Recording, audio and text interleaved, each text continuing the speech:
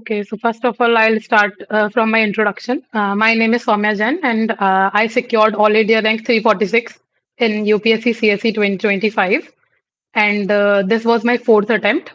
In my previous attempt, like in my third attempt, I also got Indian Defense Account Service, and this was my fourth attempt. That's it about me. And now we will start with the with some questions like about my journey or some personal questions related to me. So, what was my first reaction after selection? So, first reaction के बारे में बोलूँ तो बहुत खुशी होती है जब आपको पता चलता है, बहुत सारे कॉल्स आते हैं, सब लोग आपको बधाइयाँ देते हैं, मीडिया आ जाती है, न्यूज़पेपर वाले आ जाते हैं, तो काफ़ी अच्छा और काफ़ी एक जॉयफुल मोमेंट होता है वो लाइफ़ का, तो काफ़ी अच्छा लगता है। और फिर मैं बात करूँ अपनी इस सक्सेस का क्रेडिट मैं किसको देना चाहती हूँ, तो मैं अपनी इस सक्सेस का क्रेडिट मेरी फैमिली को, स्पेशली मेरे पेरेंट्स, मेरे मम्मी-पापा को। मैं मतलब हमेशा यही बोलती हूँ कि जितनी बार मैंने ये एग्ज़ाम लिखा है, उतनी बार मेरे मम्मी-पापा ने भी लिखा है। सो आई थिंक ये लाइन सफिशिएंट है उनके हार्ड वर्क को दिखाने के लिए। और दूसरा मेरे फ्रेंड्स जो हमेशा मेरे एक सपोर्ट में रहे हैं और एक पॉज़िटिव उन्होंने रीइन्फोर्समेंट दिया है मुझे इस एग्ज़ाम के लिए। तो मैं उन्हीं दोनों को देना चाहती हूँ इसका क्रेडिट। फिर अब मैं जाती हूँ इसके अलावा अपनी तैयारी पर, स्पेशली प्रीलिम्स और मेंस की, जो कि 2 इम्पोर्टेंट स्टेज हैं इस एग्ज़ाम में। तो सबसे पहले अगर मैं प्रीलिम्स की बात करूँ, तो प्रीलिम्स में मेरे को लगता है कि अगर हम देखें तो मतलब I work on 3 Cs in prelims. First C is clarity, which is about the revision. Second is about consistency कि आप कितने कंसिस्टेंसी के साथ लगे हुए हैं प्रीलिम्स की तैयारी में। और तीसरा मुझे लगता है कि कॉन्फिडेंस। तो अगर ये 3 चीज़ें आपकी सॉर्ट आउट हैं, तो आप प्रीलिम्स क्लियर कर सकते हैं। तो मैं अगर फर्स्ट सी पे फ़ोकस करूँ क्लैरिटी, तो इसमें आपके जो बेसिक बुक्स हैं, बेसिक सब्जेक्ट्स हैं, जैसे मेरे को लगता है कि 3-4 सब्जेक्ट हैं जो बहुत इम्पोर्टेंट होते हैं प्रीलिम्स में। सबसे फर्स्ट आपका हो गया पॉलिटी, दूसरा हो गया इकोनॉमिक्स, तीसरा हो गया ज्योग्राफी और चौथा हो गया आपका एनवायरनमेंट। तो ये 4 टॉपिक्स मुझे लगता है सब्जेक्ट्स जो हैं बहुत इम्पोर्टेंट हैं और इन पे फ़ोकस करेंगे आप तो इनके रिवीजन पे फ़ोकस करेंगे, इनके टेस्ट पे फ़ोकस करेंगे, तो आप काफ़ी अच्छे से प्रीलिम्स की कॉन्सेप्चुअल क्लैरिटी को गेन कर सकते हैं और वो एग्ज़ाम में काफ़ी हेल्पफुल होता है। तो ये जो 4 सब्जेक्ट हैं, ये स्टैटिक जो नॉलेज है उसका बेस बनाते हैं और मुझे लगता है कि 80% ऑफ द जो प्रीलिम्स के सिलेक्शन है, वो आपके उससे ही क्लियर होते हैं, जो अगर आपका स्टैटिक स्ट्रॉन्ग है तो। तो सबसे पहले स्टैटिक स्ट्रॉन्ग करने के लिए आपको करना क्या है, जो आपकी बेसिक बुक्स हैं, जैसे सारे लोग अलग-अलग रिसोर्सेज़ फ़ॉलो करते हैं, बट मैंने प्रीलिम्स में स्पेसिफिकली जो बहुत कॉमन रिसोर्सेज़ हैं, जैसे पॉलिटी के लिए लक्ष्मीकांत हो गई और ज्योग्राफी के लिए एनसीईआरटीज़, ये सब जो बुक्स रहती हैं, जो भी आप फ़ॉलो करते हैं, उनको आप कम से कम 8 से 10 बार रिवाइज़ कर लीजिए। जब आपकी इतने बार रिवाइज़ हो जाएँगी ना, तो आपको एकदम क्लैरिटी आ जाएगी चीज़ों की। तो स्टैटिक आपका इन चीज़ों से स्ट्रॉन्ग हो जाएगा। आप बाकी फिर टेस्ट देते रहिए चीज़ों के। आप जितनी बार वो टेस्ट सॉल्व करेंगे, आपको माइंड में वो चीज़ें उतनी बार रिवाइज़ होती जाएँगी और वो कहीं न कहीं आपको हेल्प करेंगी प्रीलिम्स क्लियर करने में। और फिर अगर मैं बात करूँ कि टेस्ट पेपर्स स्पेसिफिकली तो 2 टाइप के होते हैं। एक सेक्शनल टेस्ट पेपर्स होते हैं और एक फुल लेंथ टेस्ट पेपर्स होते हैं। तो मतलब मेरा ऐसा था कि मैं सेक्शनल पेपर्स मैं उन सब्जेक्ट्स के देती थी जो मेरे स्ट्रॉन्ग नहीं है बहुत ज़्यादा और जिनमें मुझे बहुत काम करने की ज़रूरत है। और जो बहुत ज़्यादा आते हैं पेपर में, जैसे पॉलिटी हो गया, तो मैं उसके स्टैटिक टेस्ट बहुत ज़्यादा देती थी, जिससे जो भी उसके एक भी एस्पेक्ट मेरा अगर छूट गया है, तो वो टेस्ट में कवर हो जाए और मेरा स्टैटिक एटलीस्ट पूरा कवर टू कवर रहे, पूरा मैं पढ़ के जाऊँ उसको। तो इस इसके लिए मैं सेक्शनल टेस्ट देती थी, तो मैं सारे सब्जेक्ट्स के ना देते हुए मैं अपने हिसाब से वो सब्जेक्ट सॉर्ट आउट करती थी, जिनमें मुझे एक्चुअल में नीड लग रही है और ज़्यादा स्टैटिक पढ़ने की, तो वो देती थी। बाकी एक होते हैं फुल लेंथ टेस्ट पेपर्स, तो फुल लेंथ टेस्ट पेपर्स में मैं बहुत ज़्यादा देती थी, मल्टीपल इंस्टीट्यूट्स के मतलब किसी एक भी इंस्टीट्यूट पे स्टिक नहीं रहती थी क्योंकि उससे उस इंस्टीट्यूट के हिसाब की स्ट्रैटेजी बन जाती है फिर, इसलिए आप चेंज करते रहिए और मल्टीपल दीजिए। मतलब मैंने पूरे 70 टू 80 टेस्ट दिए होंगे, sectional plus full length test. तो इससे काफ़ी एक्सपीरियंस हो जाता है, आपको बहुत फ़ैमिलियरिटी लगती है टेस्ट पेपर्स के साथ। तो वो काफ़ी अच्छा रहता है, आप अगर ज़्यादा टेस्ट पेपर सॉल्व करो। फिर प्रीलिम्स में थर्ड एस्पेक्ट है मेरे हिसाब से कि आप इसमें मल्टीपल टाइम्स पीवाईक्यू सॉल्व कीजिए। अगर आप पीवाईक्यूज़ को बहुत ज़्यादा सॉल्व करते हैं, तो आपको यूपीएससी में कैसी स्ट्रैटेजी आ रही है ना, वो आपको समझ आ जाती है और आप उसमें अडैप्ट हो जाते हो। तो मैं क्या करती थी, मैं ऐसा करती थी पीवाईक्यू एनालाइज़ करने के लिए कि जैसे 2013 से 2025 तक के मेरे पास क्वेश्चन पेपर्स हैं। तो मैं डेली 50 या 60 क्वेश्चन सॉल्व करती थी और डेली बेसिस पे उनको सॉल्व करके उनको एनालाइज़ करती थी। और कई बार स्टूडेंट्स बोलते हैं कि मैम जैसे वो तो याद हो जाते हैं क्वेश्चंस, क्या करें फिर याद रहते हैं तो आंसर पता रहता है, तो फिर सॉल्व करने का क्या मतलब? वो सबके साथ यही होता है कि सबको याद रहते हैं। बट आपका पीवाईक्यू सॉल्व करते टाइम इंटेंशन ये होना चाहिए कि आप मतलब आंसर क्या टिक कर रहे हो वो मैटर नहीं करेगा, वो आंसर आप क्यों टिक कर रहे हो वो मैटर करेगा। तो आपको क्यों ढूँढना है पीवाईक्यू सॉल्व करते टाइम कि अगर मैंने बी या सी मार्क किया है, तो मैंने क्यों किया है? और जो बहुत बेसिक क्वेश्चंस हैं, आप वो स्किप भी कर सकते हैं पीवाईक्यूज़ में, जो आपके बार-बार रिपीटेडली रॉन्ग हो रहे हैं या मतलब आप अगर एक स्ट्रेच में 50 सॉल्व करोगे, तो आपके पूरे सही कभी नहीं होंगे। उनमें से 5-6 क्वेश्चन स्टिल ऐसे रहेंगे, जो आपके गलत होंगे। तो आप उनको बार-बार देखिए कि क्यों गलत हो रहे हैं और अगर मुझे नहीं वो नॉलेज होती, तो मैं क्या करती एग्ज़ाम में? स्किप करती या फिर सॉल्व करती? अगर सॉल्व करती, तो मैं कैसे करती? तो ये सब चीज़ें आपको पीवाईक्यू सॉल्व करते टाइम याद रखनी है। और मोस्टली मुझे लगता है लोग कहाँ दिक्कत करते हैं प्रीलिम्स में रिसोर्स सिलेक्शन में। मतलब कई बार आप बहुत ज़्यादा बल्की रिसोर्स उठा लेते हो, कई बार आप बहुत ज़्यादा जो आप नहीं कर पाओगे उतने टाइम में, लेट्स से आपके पास 1 मंथ का टाइम है, पूरा बचा हुआ है और आप कुछ नया रिसोर्स उठा लेते हो, तो फिर वो थोड़ा-सा इम्पॉसिबल हो जाता है उसको करना। तो आई थिंक वो दिक्कत होती है। तो mindlessly working hard does not work here. मतलब I think understanding the demand of the exam is the priority. तो सिर्फ़ रिसोर्स हंटिंग पे काम नहीं करना है। आप डिमांड जब तक समझ नहीं पाएँगे एग्ज़ाम की, तब तक आपको समझ नहीं आएगा कि कौन-सा रिसोर्स पढ़ना है और कौन से रिसोर्स से क्वेश्चन आने के ज़्यादा चांसेस हैं। तो आपको थोड़ा-सा अपना दिमाग लगाना है पीवाईक्यूज़ के हिसाब से। I think PYQ I always say कि PYQ is Gita for UPSC. तो आपके पास पीवाईक्यू एक गाइड है। आप उसको देखिए बार-बार और जब आप उसको बार सॉल्व करेंगे, तो आपको अपने आप आइडिया हो जाएगा कि कैसे उसको सॉल्व करना है और कैसे उसका अप्रोच करना है। तो आई थिंक ये सारी चीज़ें इम्पोर्टेंट हैं प्रीलिम्स में। और फिर आजकल मुझे लगता है कि एक एक बड़ा चैलेंज आ गया है पिछले 3-4 सालों में जो सीसेट का है। तो सीसेट स्पेशली उन बच्चों को जिनका मैथ्स बैकग्राउंड नहीं रहा है। तो मेरा भी नहीं था। मैं एक बार प्रीलिम्स में फेल हुई हूँ 2023 वाले एग्ज़ाम में, वो भी सीसेट की वज़ह से। तो वो आपका पूरा 1 साल ले जाता है। तो I know the importance of CSAT. तो उसमें सबसे मतलब मैं इतने 4 अटेम्प्ट में यही सीख पाई हूँ कि सीसेट में most important part is the PYQs. And if you are stick to the PYQs, you will understand what is the demand of the CSET and what they are expecting from a general student, like not the students who are not from the maths background. So PYQs जब आप देखेंगे तो आपको PYQs में से पता चलेगा कि कौन सी थीम्स हैं जो सीसेट में भी बार बार रिपीट होती हैं। जैसे नंबर सिस्टम है, तो वो रिपीट होता है बहुत बार, तो उसको आपको करना ही करना है, वो मैंडेटरी है, नहीं तो आपका सीसेट रुक सकता है। और सेकेंडली अगर आपकी इंग्लिश बहुत ज़्यादा अच्छी है, तो आप उसको अपना नेक बनाइए एक बहुत अच्छा और ये ट्राई कीजिए कि आपके सारे के सारे इंग्लिश वाले सही होने चाहिए। तो एटलीस्ट आप एक एक अच्छे मार्क्स सिक्योर कर लेते हैं और फिर एडिशनली आप मैथ्स ट्राई कर सकते हैं।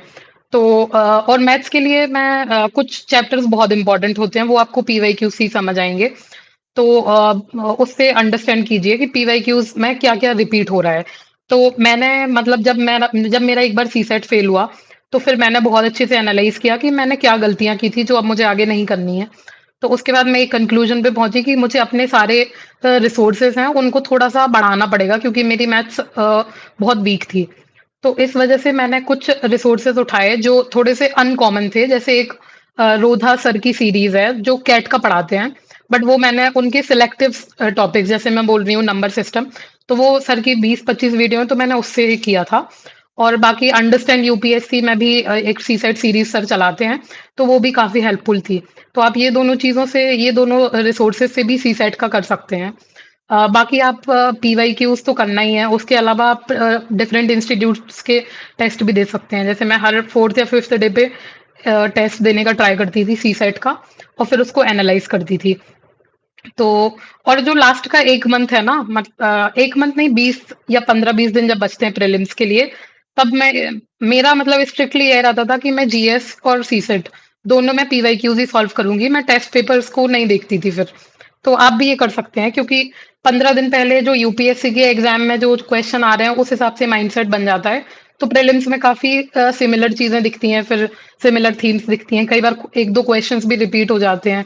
तो उससे आपको काफ़ी फिर हेल्प मिलती है रियल एग्ज़ाम में। तो सीसेट का ये हो गया। बाकी एक प्रीलिम्स में एक चीज़ और आती है कि करंट अफ़ेयर्स, क्योंकि जब अपन फर्स्ट इंस्टेंस में हम जीएस का पेपर देखते हैं, तो ऐसा लगता है कि वो काफ़ी करंट अफ़ेयर्स बेस्ड है, या पता नहीं कहाँ से दे दिए क्वेश्चन, बहुत अननोन एरियाज़ लगते हैं वो। But I think current affairs is a myth in prelims at least. उसका उतना ज़्यादा वेटेज नहीं है जितना एग्ज़ाम में फर्स्ट इंस्टेंस में शो होता है आपको।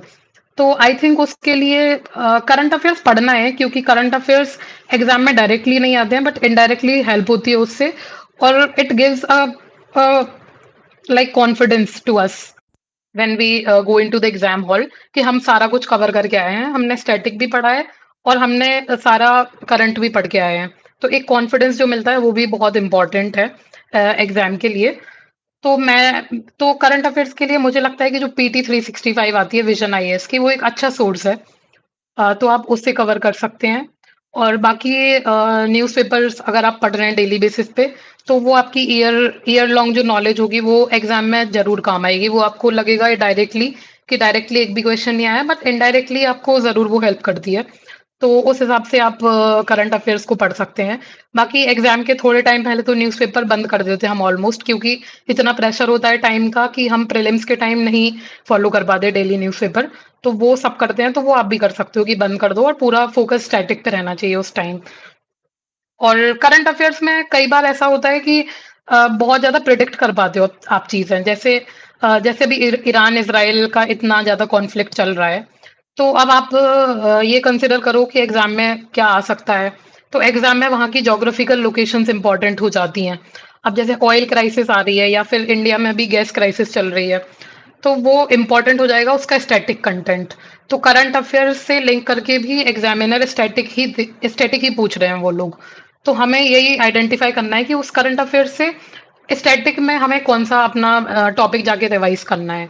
तो अगर आप बार बार ये एक्सरसाइज करेंगे, तो आपका स्टैटिक भी स्ट्रांग हो जाएगा और आपके करंट के टॉपिक भी कवर होते जाएंगे। और ये ना थोड़ा इंटरेस्टिंग बनाता है पढ़ाई को, कि आप लिंक करके पढ़ रहे हो स्टैटिक और करंट अफेयर्स। तो ये काफी हेल्पफुल हो जाता है प्रीलिम्स के टाइम पे। और अगर लास्टली मैं प्रीलिम्स के लिए कुछ बोलूँ, तो मैं यही बोलूँगी कि चैट जीपीटी से आप काफ़ी हेल्प ले सकते हैं। लेट्स से आपने कोई चैप्टर पढ़ा, कोई भी चैप्टर पढ़ा, मान लो पॉलिटी का पढ़ा आपने, पार्लियामेंट, तो you can just ask chat GPT कि इस वाले टॉपिक से या इस वाले चैप्टर्स या कौन से वो हैं, इसमें कौन से आपके क्वेश्चंस हैं जो आ सकते हैं। तो चैट जीपीटी काफ़ी डिटेल्ड और काफ़ी अच्छे से वो क्वेश्चंस आपको दे देता है। तो आप ये भी एक्सरसाइज कर सकते हैं। बाकी कुछ लोग पूछते हैं कि खुद से पढ़ाई की है या ग्रुप स्टडी की है। तो मेनली तो मैंने खुद से ही पढ़ाई की है, बट ग्रुप स्टडी भी कुछ-कुछ चीज़ों में कर सकते हैं। जैसे मेरे खुद खुद कुछ ऑनलाइन फ्रेंड्स बने थे, तो काफ़ी उनसे मैं बात करती थी चीज़ों को लेके। जैसे कुछ टॉपिक्स हैं जो मैं डिस्कस करके पढ़ना पसंद करती हूँ, स्पेशली मैपिंग हो गया। तो जैसे मैपिंग में चीज़ें मेरे को याद नहीं होती थी जल्दी कि क्या है, तो मैं अपने एक फ्रेंड से बोलूँगी और वो भी सेम पढ़ के आएगी, मैं भी सेम पढ़ के आऊँगी, and we will just ask questions. तो उससे आपको याद भी हो जाता है और आप एक टाइम बाउंड मैनर में चीज़ें कंप्लीट कर लेते हो। तो आप कुछ-कुछ चीज़ें ग्रुप स्टडी में कर सकते हो और कुछ-कुछ चीज़ें खुद से कर सकते हो, जैसा जिसको सूट करता है। ये आपका पर्सनल कॉल रहेगा कि आपको कैसे करना है। बाकी प्रीलिम्स में मैंने अपना इतनी तरफ से बता दिया है, बाकी मैं अभी क्वेश्चंस भी हैंडल कर लूँगी। अभी मैं थोड़ा मेंस की तरफ शिफ्ट होती हूँ, क्योंकि मेंस में क्या है, बहुत कम टाइम रहता है। प्री और मेंस के बीच में you got just 80 to 90 days, तो जो कि बहुत कम है। मतलब मुझे लगता है कि prelims, be ready for mains before prelims. तो आपको सारे नोट्स, आपकी सारी आंसर राइटिंग, ऑप्शनल, सारा कुछ आपका पहले से प्रिपेयर होना चाहिए। वो तो ऑब्वियस है कि कुछ चीजें हैं जो कि आप प्रीलिम्स के बाद ही करते हो, जैसे कुछ शॉर्ट नोट्स बनाना, कुछ नई चीजें याद करना, वो तो प्रीलिम्स के बाद हो जाती हैं। बट आपका एक मेजर पोर्शन जो है वो प्रीलिम्स के पहले कवर रहना चाहिए। तो सबसे पहले लोग ये पूछते हैं कि नोट्स पहले बनाएं या आंसर राइटिंग पहले करें। तो ये मतलब पहले और बाद में करने का कोई क्वेश्चन ही नहीं है इधर। This is a parallel exercise. तो आप पहले आंसर आंसर लिखो, फिर नोट्स बनाओ, फिर आंसर लिखो, या फिर आप पहले नोट्स बनाओ फिर आंसर लिखो, फिर उन नोट्स को अपडेट कर लो। तो कुछ भी कर सकते हो आप। आपके फर्स्ट इंस्टेंस में ही परफेक्ट नोट कभी नहीं बन सकते, तो don't go for perfectionism while making notes. You will update your notes according to the need and with time. So just give some time to note making and also focus on answer writing with your note making.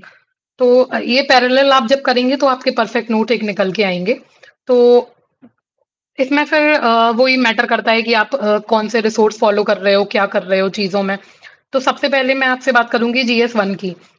GS1 mostly जो है वो static आपका है, जिसमें history, art and culture, geography, ये सब subject आ जाते हैं, और सोसाइटी भी।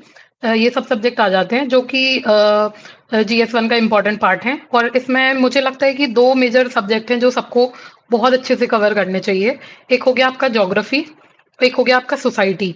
क्योंकि एटलीस्ट 90 मार्क्स का आता है ज्योग्राफी से, और 80 टू 90 मार्क्स का ही आता है सोसाइटी से, प्लस माइनस 10-20 मार्क्स। तो मेजर पोर्शन जो है एग्जाम का ये दो सब्जेक्ट ही कवर कर रहे हैं। तो ये दो सब्जेक्ट पे फोकस आपको स्टार्टिंग से रखना है if you are preparing for GS1। तो ज्योग्राफी के लिए मैं आपसे बोलूंगी कि एनसीईआरटी आपको फॉलो करनी है, क्योंकि ज्योग्राफी में एनसीईआरटी से डायरेक्ट क्वेश्चन उठ के आ जाते हैं। कुछ हैं जो एडिशनल टॉपिक्स हैं, जैसे वाटर रिसोर्सेज हो गया, कई बार एयर पोल्यूशन पे क्वेश्चन आ जाता है। तो ये सब जो है वो आप एनसीईआरटी के बियॉन्ड जाके भी कर सकते हैं। जैसे मैं अपना बताऊं तो मैं चैट जीपीटी की बहुत हेल्प ली है नोट मेकिंग में।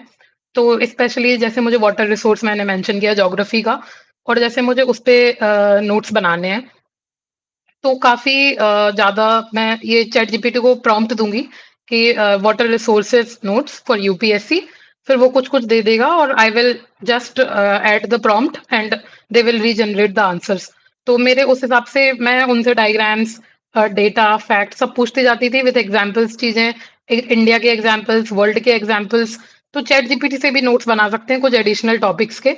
बाकी आपको मेन सोर्स तो एनसीईआरटी ही रखना है ज्योग्राफी में। और बाकी जो मैं मेंस के टेस्ट पेपर्स या मेंस के क्वेश्चन लिखती थी, या टॉपर्स कॉपीज एनालाइज करती थी, तो उससे भी मैं टॉपिक्स ऐड करती जाती थी सारे सब्जेक्ट्स में। जो भी मुझे टॉपर के नोट्स में बहुत ज्यादा अच्छा दिखता था, वो मैं तुरंत जाके अपने नोट्स में ऐड कर लेती थी। यहाँ लोग आलस कर जाते हैं कि बाद में ऐड कर लेंगे या कहीं और लिख लिया। तो नहीं, आपको उसी टाइम एकदम एक्टिवनेस के साथ अपने नोट्स में ऐड करना है, और उसी टाइम उसको याद कर करके साइड में रख देना है, जिससे वो आपके कंटेंट का ही मेन पार्ट बन जाए। तो ऐसे अपडेट भी कर सकते हो आप नोट्स को। एक बार बन गए और टॉपर्स के नोट्स पढ़े या कहीं आंसर्स पढ़े, तो आपने वापस से उसमें अपने नोट्स में उन चीज़ों को ऐड कर लिया। तो ये काफ़ी हेल्पफुल रहता है। बाकी फिर मैं बात करूँ सोसाइटी का, तो सोसाइटी का मतलब मेरा ऑप्शनल सोशियोलॉजी है, तो काफ़ी मुझे हेल्प हो जाती थी सोसाइटी में। बट जिन लोगों का नहीं है वो काफ़ी सारे बुकलेट्स हैं मार्केट में। आप कोई भी एक बुकलेट उठा के उसमें काफ़ी ज़्यादा ऐड कर लो चीज़ें, कुछ-कुछ जो करंट में चल रही हैं, डेटा अपडेट कर लो, एग्ज़ाम्पल्स ऐड कर लो, तो वो भी वर्क कर जाता है। बाकी पीवाईक्यूज़ तो मेंस में भी एज़ अ गाइड काम करते हैं। तो आपको देखना है कि कौन से टॉपिक से ज़्यादा क्वेश्चंस रिपीट हो रहे हैं, उनके आपको ज़्यादा नोट्स में मेहनत करनी है। और जो थोड़े से आउटडेटेड टॉपिक्स हैं जिन पे नहीं यूपीएससी पूछ रहा है, उस पे आप बेसिक नोट्स बना के रखिए एक, कि इन केस आ जाए तो आप कुछ तो लिख दें। बाकी जो रिपीटेड थीम्स हैं उनको बहुत अच्छे से प्रिपेयर कर लीजिए। बाकी हिस्ट्री भी एक इम्पॉर्टेंट एस्पेक्ट है। अ, कभी आ जाता है एग्जाम में ज़्यादा, कभी कम मार्क्स का आता है, लेकिन हमें प्रिपेयर तो सारा ही करना है। तो मतलब मैं बताऊँ तो मेनली हिस्ट्री मैंने प्रहार जो आती है पीडब्ल्यू की उससे किया हुआ है। और आर्ट एंड कल्चर के लिए मैंने नितिन सिंघानिया सर की जो बुक आती है वो, बाकी मैंने कुछ टॉपर्स के नोट्स फ़ॉलो किए थे, कुछ डायग्राम्स वगैरह के लिए और बाकी जो मुझे टेस्ट में क्वेश्चंस मिलते जाते थे, वो मैं ऐड करती जाती थी, अपने आर्ट एंड कल्चर के नोट्स में ही। तो सिंघानिया सर की बुक से मैंने आर्किटेक्चर कवर किया था, बाकी मेरे जो खुद के नोट्स थे, उसमें एडिशनल टॉपिक्स जो सर की बुक में कवर नहीं थे बट एग्ज़ाम में आ रहे थे। तो ऐसे मेरे नोट्स बन गए थे आर्ट एंड कल्चर के, तो इस तरीके से आप भी बना सकते हैं नोट्स। तो ये मेरा जीएस 1 का हो गया। बाकी जीएस 2 पे अगर शिफ्ट करें, तो जीएस 2 में सबसे मेन इम्पोर्टेंट आ जाता है अपना पॉलिटी, जो कि एक मेजर सेक्शन है अपने एग्ज़ाम का। तो पॉलिटी के लिए आप कुछ भी एक रिसोर्स बेस्ड नोट्स आपको फ़ॉलो करने रहेंगे। तो लक्ष्मीकांत तो आप पढ़ते ही हैं बहुत बार प्रीलिम्स में भी, तो आपका एक बेसिक नॉलेज तो रहती है जिसमें आपके बेसिक आर्टिकल्स हो गए, बेसिक आपको कुछ कोटेशंस याद रहती हैं, आपको कुछ लाइन्स याद रहती हैं। बेसिक वर्किंग वगैरह चीज़ों इंस्टीट्यूशंस की या पोस्ट जो रहती हैं जैसे फंक्शनिंग ऑफ प्रेसिडेंट पे क्वेश्चन आ गया तो आपको लक्ष्मीकांत से बेसिक बेसिक चीजें तो याद आ जाएंगी बट आपको अपने नोट्स में अब ऐड करनी रहेंगी चीजें जो मेंस के हिसाब से तो लक्ष्मीकांत के अलावा आप जैसे मैंने विजन आईएएस का वैल्यू एडिट मटेरियल आता है उसको उठाया था बट फिर मुझे रियलाइज हुआ उसमें भी उतने ज्यादा एग्जाम्पल्स और डेटा वगैरह नहीं दिया हुआ था तो मैं क्या करती थी जैसे मैं पार्लियामेंट लेट से कवर कर रही हूँ और उसमें मैं प्रेसिडेंट पढ़ रही हूँ तो प्रेसिडेंट जैसे मैंने लक्ष्मीकांत से तो मेरी नॉलेज है वो तो चलो ठीक है उसके अलावा वैल्यू एडिट मटेरियल में जो एक्स्ट्रा दिए हैं पॉइंट्स वो और उसके अलावा मैं जाके सर्च कर लेती थी चीजें कि जैसे रोल ऑफ प्रेसिडेंट है तो अब मैं कुछ भी उसका पॉइंट लिख रही हूँ तो I will search on Google कि रोल ऑफ प्रेसिडेंट में कौन कौन से प्रेसिडेंट्स हैं जिनने ये वाला रोल के टाइम पे अच्छा एक्टिव रोल दिखाया है तो you can find examples on Google और चैट जीपीटी किसी पे भी तो आप ऐसे सर्च कर करके भी एग्जाम्पल्स को ऐड कर सकते हैं तो ऐसे आप पॉलिटी के जो भी टॉपिक हैं उनके टॉपिक वाइज नोट्स बनाते जाइए जैसे बेसिक स्ट्रक्चर हो गया फेडरलिज्म हो गया तो उसको आप खोलते जाइए उसके पहलू जितने भी हैं जैसे फेडरलिज्म हो गया तो अब उसमें सेंटर स्टेट रिलेशन हो गया फिर इंटर स्टेट रिलेशन हो गया तो ये चीजें आपको कैसे पता चलेंगी कि वो एक पर्टिकुलर टॉपिक कितना खुलेगा वो आपको पीवाई क्यूज के बेसिस पे ही पता चलेगी कि एक टॉपिक कितने डिटेल में या कितने डेप्थ में क्वेश्चन पूछ रहा है तो ये आप करते रहिए इससे आपके नोट्स भी अपडेट हो जाएंगे और काफी अच्छे एक नोट्स निकल के आते हैं इससे और एग्जाम्पल्स डेटा आर्टिकल्स ये सब चीजें तो ऐड करनी ही करनी है वो तो आप अवॉइड मत कीजिए फिर इसके अलावा आपका जाता है इंटरनेशनल रिलेशंस जो जीएस 2 का इम्पोर्टेंट पार्ट है तो इंटरनेशनल रिलेशंस में आपको क्या करना है मैं पूरा करंट अफेयर्स बेस्ड पढ़ती थी तो आप करंट अफेयर्स बेस्ड पढ़ सकते हो क्योंकि उसके जो 4 क्वेश्चन आते हैं 9th 10th और 1920 तो आप करंट अफेयर्स के बेसिस पे पढ़ सकते हो जो भी चल रहे हैं टॉपिक उस साल में या पिछले 2-3 साल में तो वो आपको थोड़े से क्लियर होने चाहिए तो इसके लिए मैं विजन की जो मेंस 365 आती है उस पे टोटली रिलाई करती थी और मैं उससे नोट्स बना लेती थी कुछ टॉपिक्स के कुछ को मैं उससे ही पढ़ती थी 365 जो मटेरियल आता है उससे ही पढ़ती थी मैं नोट्स भी नहीं बनाती थी कुछ कुछ टॉपिक्स के तो आप भी ऐसा कर सकते हैं और मुझे लगता है आईआर में सबसे ज्यादा इम्पोर्टेंट है कि आप जो कीवर्ड्स हैं वो कैसे यूज कर रहे हैं तो आपका कीवर्ड्स का बहुत इंपॉर्टेंट रोल होता है तो जितने भी आपको जहां से भी न्यूज़पेपर से या मेंस का 365 मटेरियल है उससे तो उससे जहां से भी आपको कीवर्ड्स मिल रहे हैं वो आप एक पेपर पे लिखते जाइए और जब भी आप जीएस 2 का पेपर लिखने जाएं या आंसर्स लिखने जाएं स्पेशली आईआर के तो वो एक बार आप कीवर्ड्स का पेज रिवाइज करके जाओ जिससे आप वो रेप्लिकेट कर पाओ अपने आंसर्स में तो इससे आपको भी लगेगा कि आप फ्रूटफुल पढ़ रहे हो नहीं तो फिर आपको लगेगा कि ये तो वेस्ट है यूज नहीं हो रहा कहीं तो आप जस्ट एग्जाम से पहले हर बार रिवाइज करके जाओगे या आंसर लिखने से पहले हर बार पढ़ के जाओगे तो वो आपको एग्जाम में रेप्लिकेट हो जाएगा मेरे साथ भी हुआ है तो मैं उस हिसाब से बता रही हूँ बाकी आईआर के लिए मैंने वैल्यू एडिशन के लिए कुछ चीजें की थी जैसे अम, जैसे कुछ बुक्स हैं जैसे अपने जो एक्सटर्नल अफेयर्स मिनिस्टर हैं डॉक्टर एस जयशंकर तो उनकी बुक है वाई भारत मैटर्स तो आप जब भी मेरी कॉपी देखोगे आपको एक आंसर में तो ये बुक मिल ही जाएगी क्योंकि वो इतनी वर्सेटाइल इतनी डायनेमिक बुक है कि आपको उसमें से कंक्लूजन्स वगैरह बहुत अच्छे अच्छे मिल जाते हैं तो आप वो यूज कर सकते हो एग्जाम में तो ये काफी हेल्पफुल रहा था मेरे लिए मेरे बहुत रेडी टू यूज इंट्रोडक्शन और रेडी टू यूज कंक्लूजन्स थे आईआर में जो मुझे बहुत ज्यादा इंस्टेंटली हेल्प करते थे और मैं फटाफट आंसर लिख सकती थी उससे बाकी फिर गवर्नेंस और सोशल जस्टिस है इसके लिए भी मैंने विजन का वैल्यू एडेड मटेरियल यूज किया है बट वो मैंने एक ही बार पढ़ा है जब फर्स्ट अटेम्प्ट में उसके बाद मैंने जो नोट्स बनाए थे सोशल जस्टिस के, उसको मैं बार-बार अपडेट करती जाती हूँ। तो वो आप भी कर सकते हैं कि एक बार पढ़ लो, नोट्स बना लो, बाकी जो आपको लग रहा है वो आप अपडेट करते जाओ टाइम टू टाइम। जैसे women read the value added material first and then add the new schemes as per the time and need. तो वो आप टाइम टू टाइम अपडेट कर सकते हो। इसके अलावा मैं बात करूँ आपका जीएस 3 की, तो जीएस 3 एक बहुत डायनामिक, बहुत ज़्यादा वर्सेटाइल आजकल वो पेपर बना रहे हैं कि आपको समझ नहीं आएगा क्वेश्चन कहाँ से है, या फिर कुछ-कुछ क्वेश्चन्स रहते हैं जो एकदम ही करंट अफेयर से देते हैं। मतलब 80% क्वेश्चन तो आपके सिलेबस से ही आएगा, जो सिलेबस पॉइंटर्स दिए हुए हैं। कुछ-कुछ टॉपिक्स रहते हैं जो बियॉन्ड जो सिलेबस टाइमलाइन है उसके अलावा भी रहते हैं। तो उसके लिए मैं वही करती थी जो एटलीस्ट जो सिलेबस के टॉपिक हैं उसके मेरे पास नोट्स होने चाहिए काफ़ी डिटेल्ड फॉर्मेट में। तो जीएस 3 के रिसोर्सेज़ का सबसे ज़्यादा क्रंच रहता है, मुझे ऐसा लगता है, या मैं ये बोलूँ कि बहुत ज़्यादा अवेलेबिलिटी रहती है रिसोर्सेज़ की, तो कन्फ्यूज़न सबसे ज़्यादा होता है कि कौन-सा फ़ॉलो करना है। और एग्ज़ाम का नेचर ऐसा है कि समझ नहीं आता कि कौन-सा रिसोर्स पढ़ें, तो ये प्रॉब्लम सारे लोग फेस करते हैं। तो मैं अपना बताऊँ जीएस 3 का, तो मैंने टॉपर्स नोट्स मेनली फ़ॉलो किए हैं, स्पेशली जो इकोनॉमिक सेक्शन है। तो उसमें टॉपर्स नोट्स जो 2018 के टॉपर थे अक्षत जैन सर, उनका मैंने काफ़ी ज़्यादा इकोनॉमिक्स के नोट्स फ़ॉलो किए थे। तो उनके नोट्स से मैंने कंटेंट निकाल के खुद के नोट्स बनाए थे।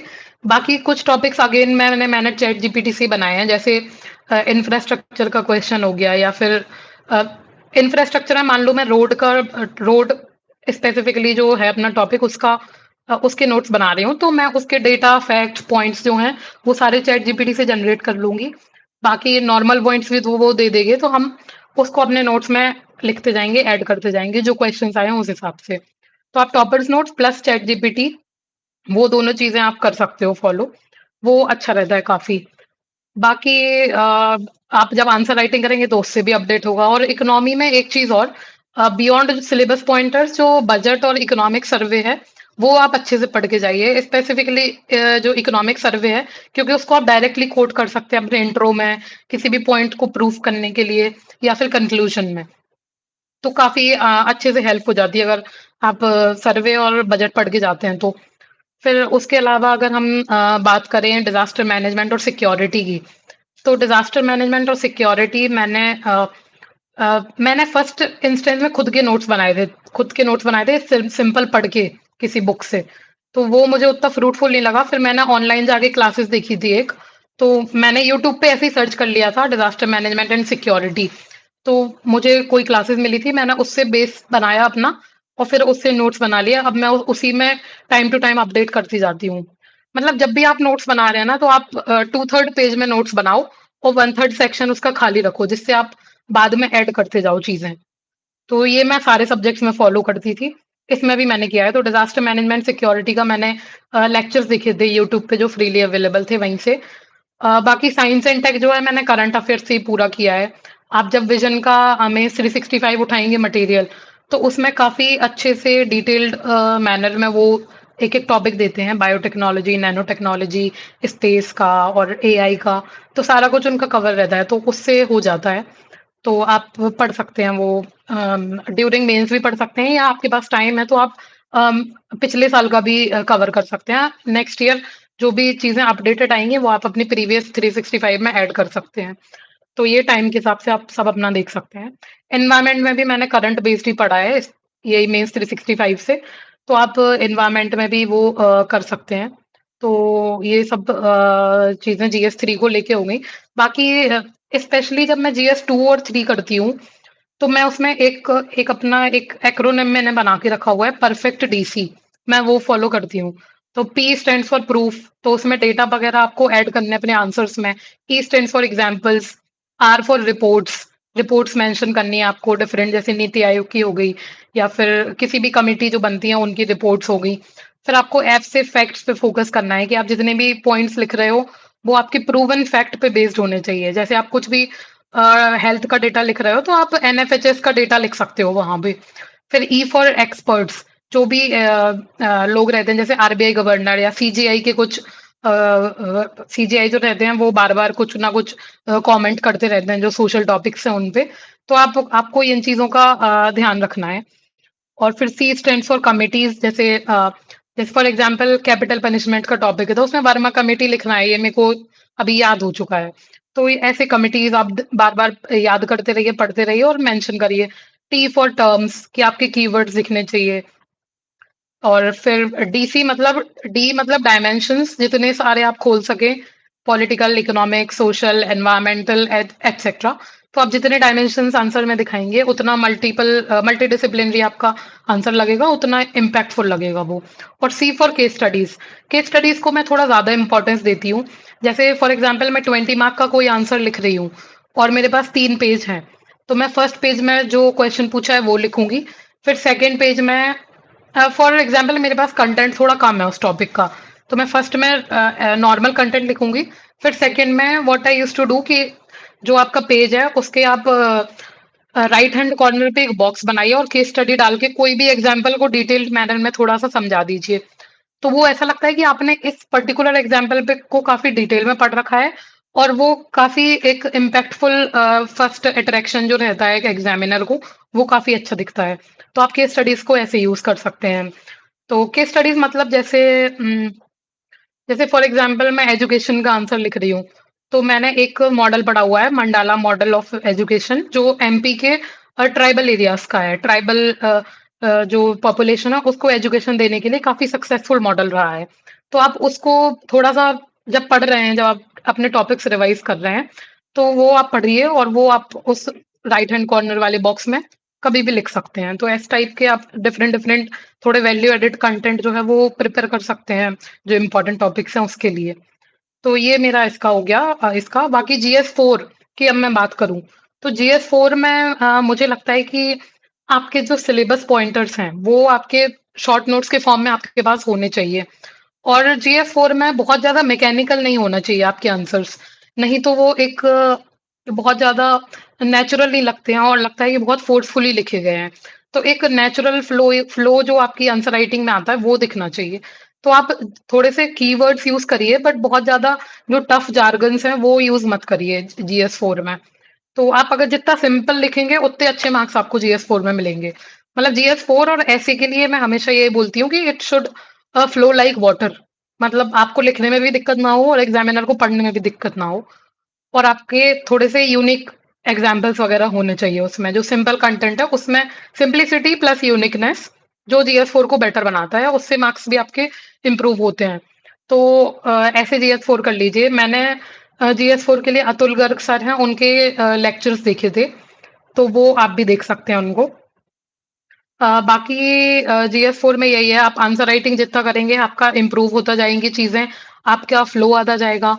और आप करिए आंसर राइटिंग एथिक्स की तो बहुत इम्पोर्टेंट है।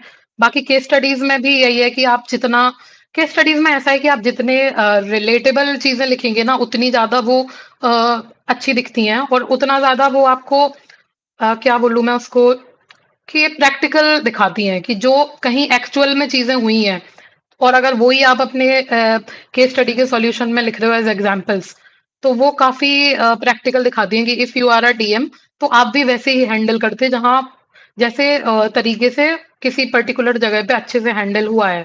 तो ये आपकी एक प्रैक्टिकल अप्रोच दिखाती है आंसर राइटिंग में। तो एथिक्स उसके लिए ये नोट्स और आंसर राइटिंग दोनों बहुत इंपॉर्टेंट है। तो नोट्स के लिए आप कुछ भी फॉलो कर सकते हैं। मैंने अतुल गर्ग सर के नोट्स प्लस प्रहार ये दोनों यूज़ की थी। बाकी एथिक्स में तो काफ़ी टॉपर्स के नोट्स भी बहुत ज़्यादा फेमस हैं, तो आप टॉपर्स के नोट्स भी डायरेक्टली रेफर कर सकते हैं। इट्स अप टू यू कि आप क्या फॉलो करना चाहते हैं। तो ये आपका बिफोर प्रीलिम्स हो गया कि आपको मेंस बिफोर प्रीलिम्स इतने हद तक रेडी रखना है, तभी आप प्रीलिम्स के बाद है जो एक एक एवरेज स्टेज पे आ पाओगे। फिर प्रीलिम्स के बाद मतलब मेरी 3 ही चीज़ें रहती थी, रिवाइज़, अपडेट एंड राइट। तो सबसे पहले आपके जो बेसिक जो आपने इतना प्रिपेयर किया है, उसको रिवाइज़ करो जाके। फिर फिर आपको जो चीज़ें लग रही हैं कि अपडेट करनी है या करंट अफेयर्स मेरे नहीं कवर हो पाए हैं, तो आप वो अपडेट करिए। और फिर राइट तो आपको पैरेलली करना ही है। तो मैक्सिमम टेस्ट दीजिए, मैक्सिमम आप अपना अपडेशन, करंट अफेयर्स का इंक्लूजन, क्योंकि 90 डेज़ हैं तो you just have time to revise. Not to make notes और जो भी चीज़ें हैं उसके लिए टाइम नहीं है।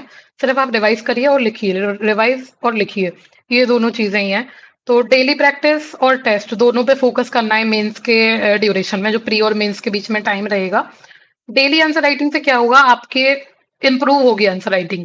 और टेस्ट पेपर से क्या होगा कि आप अपना टाइम मैनेजमेंट कर पाओगे, आप एग्जाम लाइक कंडीशन में 20 क्वेश्चंस एक साथ कैसे लिखना है वो हैंडल कर पाओगे। बट जो इम्प्रूव होगा आपके कंटेंट वो डेली राइटिंग से ही होगा। तो डेली राइटिंग, अपडेशन और फिर रिवाइज और टेस्ट ये सब करो मेंस के टाइम में, तो उससे हो जाता है। बाकी मेंस के टाइम में मैं एक चीज और करती थी कि मैं शॉर्ट नोट्स भी मेंस के टाइम पे ही बनाती थी। तो short notes in the sense, जैसे मेरे फॉर एग्जांपल मेरे डिजास्टर मैनेजमेंट के नोट्स हैं वो 50 पेजेस के हैं, जो फर्स्ट सेट ऑफ नोट्स है मेरे जो मेन। बट मेरे पास एग्जाम के टाइम जैसे जीएस 1-2 के बाद जब मैं आऊंगी घर 3-4 देने अगले दिन, तो फिर जो टाइम रहेगा मैं 1 घंटा भी नहीं दे पाऊंगी शायद डिजास्टर मैनेजमेंट को। तो मुझे इतने शॉर्ट नोट्स बनाने हैं 4-5 पेज में, जो मैं उस 1 घंटे में रिवाइज कर पाऊंगी। तो मैं उस हिसाब से चीज़ें देखूँगी कि मुझे उन 5 पेज में ऐसा क्या लिखना है, जो एग्ज़ाम में मेरा डायरेक्टली यूज़ होगा। तो उसमें इंट्रोडक्शन, कंक्लूजन, डेटा और ये सब, जैसे अर्थक्वेक का डेटा, फ्लड्स का डेटा, ड्राउट का डेटा, वो मैं 1 पेज में ही सारा लिख लूँगी। फिर इंट्रोज़, कमिटीज़, वो सब शॉर्ट-शॉर्ट चीज़ें मैं 4-5 पेज में कंप्लीट कर लूँगी और मेरे को आधे आधे से 1 घंटे में वो रिवाइज़ भी हो जाएगा। तो इस तरीके से जो शॉर्ट नोट्स हैं, वो मैं मेंस के ड्यूरेशन में ही बनाती हूँ। तो आप भी ऐसा कर सकते हैं अगर आपका ये सब प्रिपेयर्ड है पहले से तो। तो यही सब चीज़ें हैं जो आपको याद रखनी है। बाकी मेरा ऑप्शनल जो है वो सोशियोलॉजी है। तो अभी सोशियोलॉजी के लिए आपको मैं बेसिक-बेसिक बता देती हूँ क्या करना है।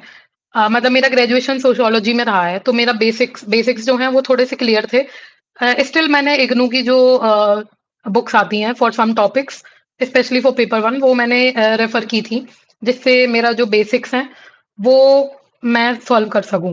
बट मैं आपको बताऊं कि I am just like you. तो मैंने जब फर्स्ट टाइम जब सोशियोलॉजी उठाया तो मैंने नोट्स बनाने स्टार्ट कर दिए। तो that is not practical at all.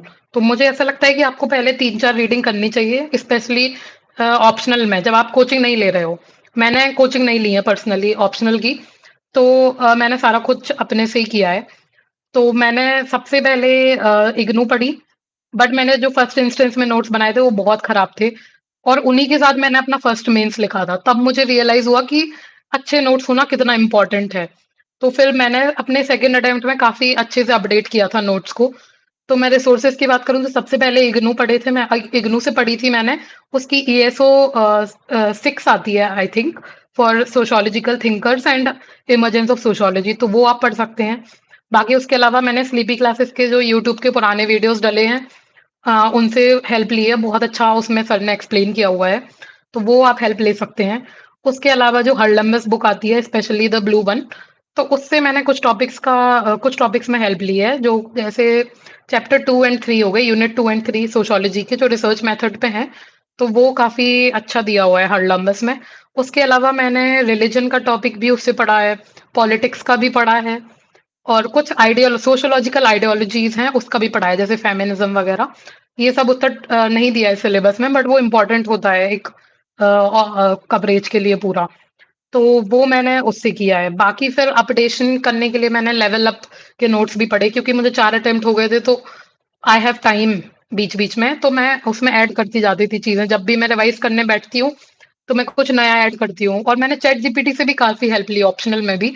मैंने जैसे जैसे कुछ टॉपिक्स हैं उन पेपर 1 में, उनका इंडियन पर्सपेक्टिव जान लिया चैट जीपीटी से, कि इंडियन थिंकर्स हैं कुछ-कुछ, उन्होंने इसके बारे में क्या बोला है, या मुझे थिंकर्स ही नहीं पता किसी-किसी टॉपिक्स में।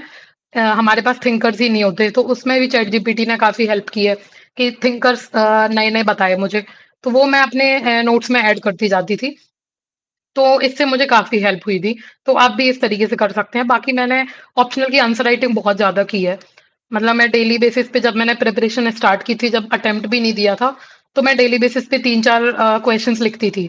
जिससे मुझे थोड़ी-सी एक फ़ैमिलियरिटी हो गई थी कि आंसर कैसे आते हैं, पीवाईक्यूज़ कैसे हैं। और पीवाईक्यूज़ ही लिखती थी मैं, या तो पीवाईक्यूज़ या फिर जो टॉपर्स कॉपीज़ हैं, उनसे सिमिलर क्वेश्चन जो उन्होंने लिखा है, वही मैं लिखती थी, और I will just compare my answer with the toppers. तो मुझे लगता है कि सोशियोलॉजी के कोई मॉडल आंसर्स बहुत अच्छे अवेलेबल नहीं है मार्केट में। तो जो टॉपर्स के आंसर्स हैं, मैं तो उन्हीं को मॉडल आंसर मान के और उन्हीं के बेसिस पे सारी चीज़ें ऐड करती जाती थी। तो आप भी ऐसा कर सकते हैं, स्पेशली जब जब आपके पास कोई चेक कराने वाला ना हो या आपके पास एक स्टडी पार्टनर ना हो या ग्रुप ना हो, तो आप इस तरीके से कर सकते हैं। तो वो टॉपर्स कॉपीज़ बहुत अच्छा एक मीडियम है आंसर को इम्प्रूव करने का और आंसर राइटिंग को कंटीन्यूअस रखने का। तो इस तरीके से मैंने ऑप्शनल प्रिपेयर किया है। बाकी टेस्ट सीरीज़ वगैरह मैंने बहुत ज़्यादा लिखी हैं सोशियोलॉजी की। तो मैंने test series Level Up IAS की ली हैं, तो वो अच्छी थी। तो वो देख सकते हो आप लोग। बाकी अभी तो इतना ही कि ये सब आप कर लीजिए कंप्लीट प्रीलिम्स मेंस का। देन इंटरव्यू स्टेज आती है। इंटरव्यू में तो आप जब आपका प्रीलिम्स हो जाता है then you will have to fill a detailed application form जिसमें आपकी सारी चीज़ें लिखी होती हैं, आपकी हॉबीज़, लीडरशिप वगैरह ये सब चीज़ें जो आपको मेंशन करनी होती हैं। उसी बेसिस पे जो इंटरव्यू बोर्ड्स हैं वो क्वेश्चन पूछते हैं। तो आप इंटरव्यू की तैयारी मेंस के बाद करेंगे ऑब्वियसली। बट उसमें वही है कि आपको मॉक इंटरव्यूज़ वगैरह देने हैं मैक्सिमम टू मैक्सिमम जिससे आपकी प्रैक्टिस हो जाए, आपका कॉन्फिडेंस इम्प्रूव हो और आप एक अच्छे कैंडिडेट की तरह वहाँ जाओ, कॉन्फिडेंट कैंडिडेट की तरह। तो वहाँ पे मार्क्स दे देते हैं वो लोग और इंटरव्यू में जितना नेचुरल हो सके उतना नेचुरल रहना है। तो इंटरव्यू में आपको यही सब बातें याद रखनी है। ठीक है, that's it from my side. अब हम थोड़ी से कमेंट्स देख लेते हैं जो हम हैंडल करेंगे क्वेश्चंस के। अ, ओके। अ, किसी ने पूछा है कि यूपीएससी के एग्जाम में 900 प्लस मार्क्स कैसे ला सकते हैं? हाँ, इंटरव्यू का तो कोई भरोसा नहीं है इसमें इन्होंने लिखा है कि ये तो सही बात है कि इंटरव्यू का बहुत ज़्यादा आपके हाथ में नहीं रहता है, कई बार लक पे भी डिपेंड करता है, आपके डे पे भी डिपेंड करता है। बट आप मेंस में एक अच्छा स्कोर ला सकते हैं अगर आप अच्छे से तैयारी कर रहे हैं। आप एटलीस्ट 850 मार्क्स अगर इमेजिन करके चलेंगे और आपका टारगेट वही रहेगा, तो आप बहुत अच्छे से ला सकते हैं मार्क्स। इस बार काफ़ी काफ़ी लोगों के अच्छे मार्क्स आए हैं मेंस में। तो आप नोट्स बनाइए, राइटिंग करिए और एक परफेक्शन लाइए अपनी मेंस की स्ट्रेटजी में, तो आप एक अच्छा स्कोर ला सकते हैं मेंस में। किसी ने पूछा है फिर कि फोमो बहुत होता है, मल्टीपल रिसोर्सेज माइंड में आ जाते हैं, तो वही है कि don't go for resource hunting. आपको रिसोर्स हंट नहीं करना है या रिसोर्स कलेक्टर नहीं बनना है इधर। आपको जस्ट आपको जो सूट कर रहा है रिसोर्स, अब जैसे एक चीज के लिए 10 रिसोर्स कोई बता रहा है तो आप जस्ट चेक करो कि आपके नीड के अकॉर्डिंग कौन सा है या फिर किस में से यूपीएससी के मैक्सिमम क्वेश्चन प्रीलिम्स में या मेंस में रिपीट हो रहे हैं ऐसा आपको लग रहा है। तो जब आप ऐसा करोगे तो आपको अपने आप समझ आ जाएगा, क्योंकि ये एग्जाम ऐसा है कि आप यहाँ किसी और पे डिपेंड नहीं हो सकते। आपको खुद अपना दिमाग लगाना होगा और खुद चीजें आइडेंटिफाई करनी रहेंगी कि आपके लिए क्या वर्क करेगा, क्योंकि हर चीज सबके लिए वर्क नहीं करती है, तो सबका यहाँ अलग अलग चीजें रहेंगी। तो यही बोलूंगी मैं कि रिसोर्स के पीछे मत भागो, आप अपनी डिमांड और नीड के पीछे भागो जिससे एग्जाम एक्चुअल में क्लियर होगा। इंडियन इकोनॉमी को कैसे तैयार किया? मैं भी इसमें बहुत कंफ्यूज रहती थी स्टार्टिंग में, स्पेशली फॉर प्रीलिम्स, क्योंकि उसमें बहुत सारे रिसोर्स हैं। मृणाल सर का है, फिर श्री राम आईएएस है, फिर विवेक सिंह सर का है, तो आप कुछ भी फॉलो कर सकते हैं जो आपको सूट कर रहा है। मोस्टली लोग मृणाल फॉलो करते हैं, बट मैंने नहीं किया था जस्ट बिकॉज कि वो बहुत बल्की था और प्रीलिम्स में मेरे लिए पॉसिबल नहीं था रिवाइज करना। तो मैंने फिर थोड़ा-सा श्री राम आईएएस की एक बुकलेट्स आती हैं, 2 बुकलेट्स हैं उनकी, तो मैंने इकोनॉमी में वही फ़ॉलो की थी, तो आप भी कर सकते हैं। एक बार चेक करिए, अगर वो सूट करे तो आप कर सकते हैं उसको फ़ॉलो, नहीं तो काफ़ी और भी रिसोर्सेज़ हैं, आप किसी की बुकलेट्स या किसी टॉपर्स के नोट्स ये सब भी फ़ॉलो कर सकते हैं। तो ये इससे हो जाता है, मतलब कुछ दिक्कत नहीं आती है, अगर आपका रिसोर्स रिसोर्स पे कॉन्फिडेंस होना चाहिए आपको खुद को, फिर आप कुछ भी कर सकते हो।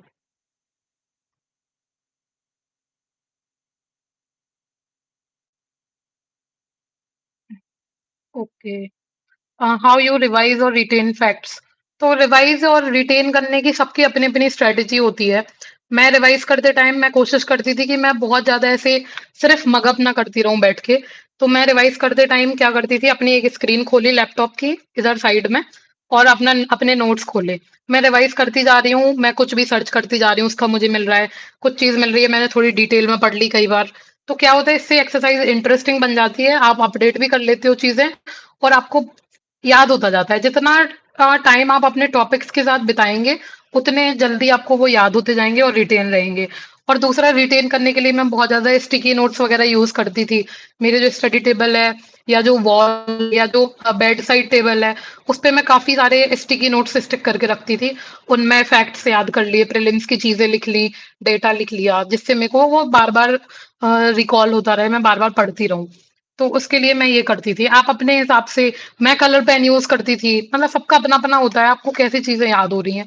तो मैं हर रिवीजन के लिए अलग कलर का पेन या हाइलाइटर यूज़ करती थी, जिससे थोड़ा ईज़ी हो जाए मेरे लिए, थोड़ी इंटरेस्टिंग बनी रहे चीज़ें, बोरिंग ना हो।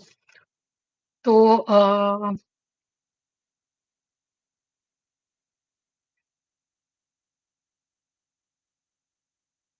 okay, so this candidate is currently in fourth semester, first attempt in 2028.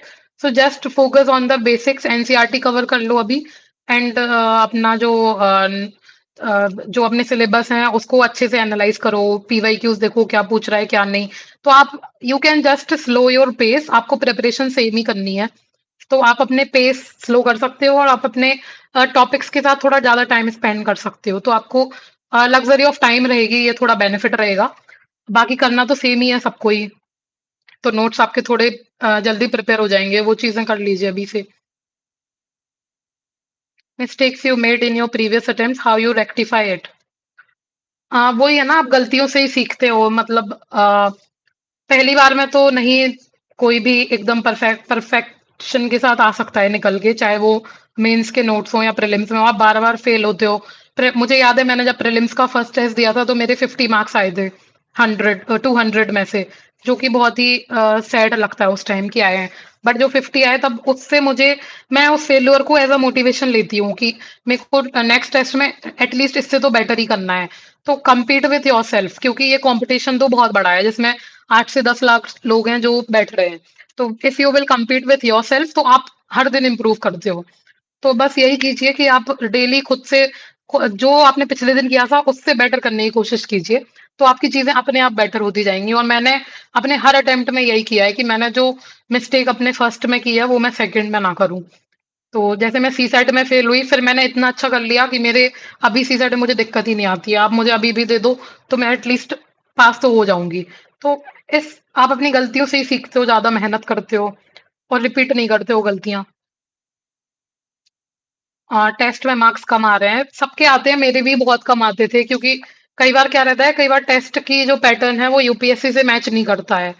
तो आप नहीं वो अपनी एनालाइज़ कर सकते परफॉर्मेंस टेस्ट के बेसिस पे कि मेरी एग्ज़ाम में सिमिलर रहेगी। क्योंकि जो कई बार अपनी स्ट्रैटेजी लगती है प्रीलिम्स में वो यहाँ टेस्ट पेपर्स जो रहते हैं कोचिंग के उसमें नहीं फ़ॉलो होती हैं वो स्ट्रैटेजीज़। जैसे प्रीलिम्स में कुछ स्ट्रैटेजीज़ होती हैं जो हैं बहुत सारी, जैसे नंबर गलत होते हैं या फिर अ अ, जैसे 2 पर्सनैलिटीज़ के नाम लिखे हैं और बीच में एंड लिखा है तो वो स्टेटमेंट रॉन्ग ही होंगे। ऐसी काफ़ी सारी स्ट्रैटेजीज़ हैं। You can just see the understand UPSC, वहाँ पे सत्यम सर ने काफ़ी ऐसी स्ट्रैटेजीज़ बता के रखी हैं, तो आपको उससे हेल्प हो जाएगी। तो वो चीज़ें आप फ़ॉलो कर सकते हैं प्रीलिम्स के टाइम पे। और टेस्ट में अगर कम नंबर आ रहे हैं तो इट्स ओके, उससे टेंशन नहीं लेना है और उससे सैड होके बैठ नहीं जाना है। आपको उससे मोटिवेशन लेना है और आगे पढ़ना है और रिवाइज़ करनी है चीज़ें, स्टैटिक अपना स्ट्रॉन्ग करना है। टेस्ट के मार्क्स को इग्नोर करना है। बट ये नहीं कि आप टेस्ट देना ही बंद कर दो, उससे आपकी कंसिस्टेंसी चली जाती है और जो 3 सी मैंने बताए हैं प्रीलिम्स वाले, उसमें से एक आपका पीछे रह जाता है। तो उससे थोड़ी-सी फिर डिफ़िकल्टी आएगी एग्ज़ाम टाइम में। ठीक है। Okay, ma'am, I have no guidance. Even my peer are not supporting and providing guidance. Please help. अ अ, तो ये इसके लिए मैं बोलना चाहती हूँ कि यूट्यूब पे बहुत सारा मटेरियल अवेलेबल है। इतने सारे टॉपर्स टॉक्स रहते हैं, इतने सारे टॉपर्स रहते हैं, इतने सारे टीचर्स रहते हैं जो फ्रीली काफ़ी कुछ प्रोवाइड कर रहे हैं। एटलीस्ट प्रीलिम्स स्टेज पे तो सब कुछ फ्रीली अवेलेबल है। तो आप किसी पे डिपेंडेंट ना रहो इस जर्नी में, क्योंकि ये जर्नी ऐसी है कि यहाँ सबकी डिमांड अलग रहती है। बहुत ज़्यादा पेशेंस चाहिए रहता है आपको। तो आप अपने सबसे बड़े सपोर्टर बनो और जो भी जहाँ से भी आपको नॉलेज का सोर्स मिल रहा है, जहाँ से भी आप सोच पा रहे हो कि मैं इससे बेटर कर पाऊँगी, तो वो आप चीज़ें फ़ॉलो करो। आप यूट्यूब और जो ऑनलाइन रिसोर्सेज़ हैं, उनका बहुत अच्छे से यूज़ करो क्योंकि सब अवेलेबल है। अगर आप डिपेंडेंसी दिखाओगे तो आप पीछे रह जाओगे। तो मैं यही बोलूँगी कि आप पहले जो अवेलेबल चीज़ें हैं, उनको काफ़ी अच्छे से यूज़ करो। उसके बाद उसके बाद आपका हो जाएगा। ट्रस्ट मी, अगर आप अच्छे से करोगे, अकेले करोगे तो भी हो जाएगा।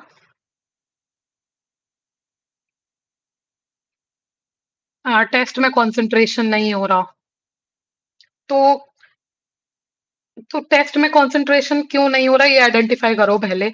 इनिशियली मेरे साथ भी ऐसा होता था कि 1 घंटे के बाद मेरा मन ही नहीं करता था कि मैं टेस्ट दूँ।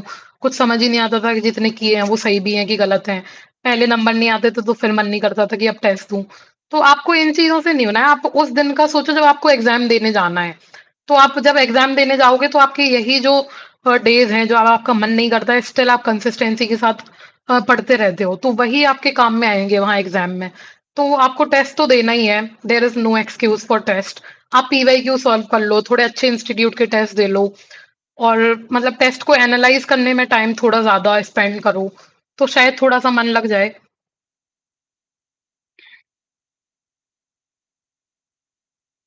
थोड़ा-सा इंटरेस्टिंग बनाओ अपनी प्रिपरेशन को पढ़ते टाइम भी, तो फिर थोड़ा-सा अच्छा लगेगा आपको खुद भी पढ़ने में।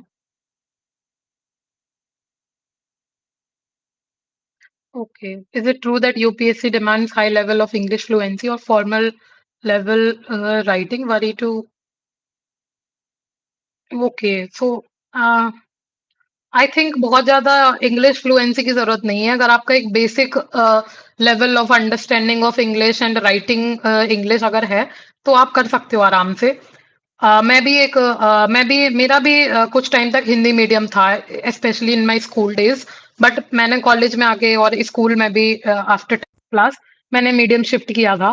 तो मेरी भी एक एवरेज लेवल ऑफ इंग्लिश है एंड आई थिंक वो सफिशिएंट होती है एग्ज़ाम में। बहुत ज़्यादा इंग्लिश फ्लुएंसी की डिमांड यहाँ करते नहीं है। If you have a good base of knowledge and if you are able to put your facts in front of the examiner, तो फिर इतना ज़्यादा आपको डरने की ज़रूरत नहीं है। आप बस पढ़ो आराम से। एंशिएंट हिस्ट्री के लिए रिसोर्स प्रीलिम्स के लिए मैंने पढ़ी थी अपनी तमिलनाडु बोर्ड की जो बुक्स आती हैं, उसकी बुक पढ़ी थी एंशिएंट हिस्ट्री और मेडाइवल हिस्ट्री के लिए। उसके अलावा जो टेस्ट मैं देती थी डेली बेसिस पे या फिर जो मैंने सेक्शनल दिए हुए हैं हिस्ट्री के, उसमें मैं मुझे अगर कुछ भी पॉइंटर्स मिलते थे तो मैं अपने जो एडिशनल प्रीलिम्स के एक नोट्स थे उसमें ऐड करती जाती थी। बाकी मैंने तमिलनाडु बोर्ड की जो बुक थी वही मेरी मेन रिसोर्स थी उसमें। ओके, आई गेस सारे क्वेश्चंस हैंडल हो चुके हैं and thank you so much for providing me this platform to share my strategy and I am very happy to share my preparation strategy with you all guys. Thank you so much.